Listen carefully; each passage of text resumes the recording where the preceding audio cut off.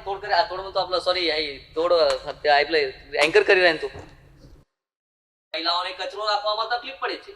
સ્થાનિક કોર્પોરેટરોના ફોન ન ઉપાડવાના કારણે રહીશોએ આજે વિરોધ કર્યો છે। સુરત શહેરના પાલનપુર ગામમાં આવેલ પાસોનાથ હાઉસિંગ સોસાયટી જેમાં 170 મકાનો છે। આ મકાનમાં રહેવાવાળા રહીશોનો આક્ષેપ છે કે સુરત શહેરની ડોર ટુ ડોર કચરાની ગાડીઓ આ સોસાયટીમાં 8 દિવસ સુધી આવતી નથી અને જ્યારે આવે છે ત્યારે એ લોકો કચરો પોતે લેવા નથી, ગાડીની હાઈટ વધારવાથી સોસાયટીમાં રહેતી બહેનોને કચરો નાખવામાં બહુ તકલીફ પડે છે। એને લઈને સોસાયટી વાળાએ આજે વિરોધ કર્યો છે કે સોસાયટીમાં કોઈ પણ જાતના ઇલેક્શનને લઈને કોઈ આવવું નહીં અને કચરાની ગાડીને લઈ આ સ્થાનિક કોર્પોરેટરને જ્યારે પણ ફોન કરીએ ત્યારે ફોન ઉપાડતા નથી, એટલે રહીશોએ આજે કહી દીધું આજ પછી સોસાયટીનો કચરો રોડની વચ્ચે ઠાલવવામાં આવશે। જ્યાં સુધી એ લોકોનો કચરાની ગાડીનું નિરાકરણ નહીં આવે ત્યાં સુધી આવી જ રીતે રસ્તાના વચ્ચે કચરો ઠાલવવામાં આવશે અને ભાજપ વિરોધી નારા લગાવવામાં આવ્યા હતા।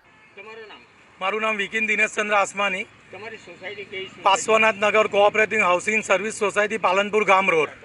શું સમસ્યા છે?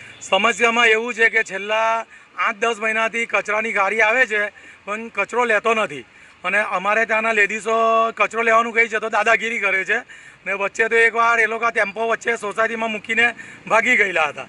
એસએમસીના સાહેબ ત્યારે મયુરસિંહ ઝાલા કરીને હતા, તેને પણ મેં બોલાવેલા હતા, ત્યાર પછી પણ કોઈ નિવારણ આવ્યું નથી ને અમારા એરિયામાં અમારી સોસાયટીમાં એટલા બધા પ્રોબ્લેમો છે કે કોઈ કોર્પોરેટર છેલ્લા 5 વર્ષમાં જોવા પણ નથી આવ્યું કે સોસાયટીમાં શું સમસ્યા છે તે પૂછવા પણ નથી આવ્યું। આજે 5 વર્ષ થયા અને અમે ફોન કરીએ છીએ નેન્સીબેનને કે રાજનભાઈને તો કોઈ ફોન ઉઠાવતું નથી, સામેથી અમને કોઈ જવાબ પણ મળતો નથી કે એ લોકો રિટર્નમાં ફોન પણ નથી કરતા, તો અમારે સમસ્યા કોને કહેવાની? અમે ઇલેક્શન આવે છે તો અમારે સોસાયટીવાળાએ નક્કી કર્યું છે કે ભાજપવાળાને વોટ આપવા નહીં। અમે હવે માણસ જોઈને વોટ આપીશું, પક્ષ જોઈને નહીં આપીશું। અત્યાર સુધી પક્ષ જોઈને વોટ આપ્યો છે નરેન્દ્ર ગાંધીને જોઈને, હવે અમે માણસ જોઈને વોટ આપીશું। જે કામ કરશે તેને જ અમે લાવીશું અમારા એરિયામાં, કારણ કે છેલ્લા 5 વર્ષમાં એક પણ વાર અમારી સોસાયટીમાં કોઈ અમને પૂછવા નથી આવ્યું। અમારી ઘણી સમસ્યાઓ છે, અમારી સોસાયટીની ઘણી સમસ્યાઓ છે, લેડીઝોને ઘણી તકલીફો પડે છે, સવારે ગમે તે ટાઈમે આવે છે અને ટેમ્પો એટલો ઊંચો છે કે લેડીઝનો હાથ પણ પહોંચતો નથી।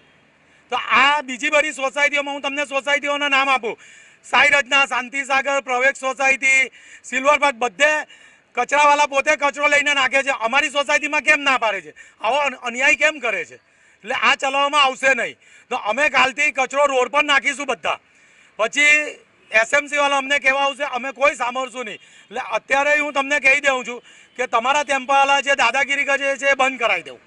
આજે પણ સવારે બહુ દાદાગીરી કરીને ગયો છે સોસાયટીમાં, તમારાથી થાય તે કરી લેવું, અમે કાલથી નહીં આવીશું। એટલે આ મારો પ્રોબ્લેમ છે।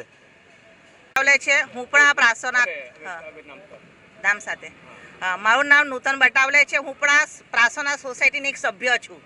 અહીંયા અમારે રોજ સવારે કચરો નાખવા માટે અમે ઘરમાંથી બહાર આવીએ છીએ એટલા માટે ગાડી આગળ ભાગી જાય છે, પાછી એ પોતે કચરો લેતો નથી અને ગાડી એટલી ઊંચી છે કે અમારો હાથ પોતો નથી। કોઈ વખત અમારા સાસુ નાખે તો એ લોકોને ખીજવાય છે, બેન તમારથી નહીં નાખાય તો મૂકી દો, કોઈ દાડો રિસ્પોન્સ આપતો અને પાછી ધમકી આપે છે કે અમે લોકો તમારે જે કરવું તે કરી લો, અમે નથી કરવાના, નથી તમારો કચરો લેવાના।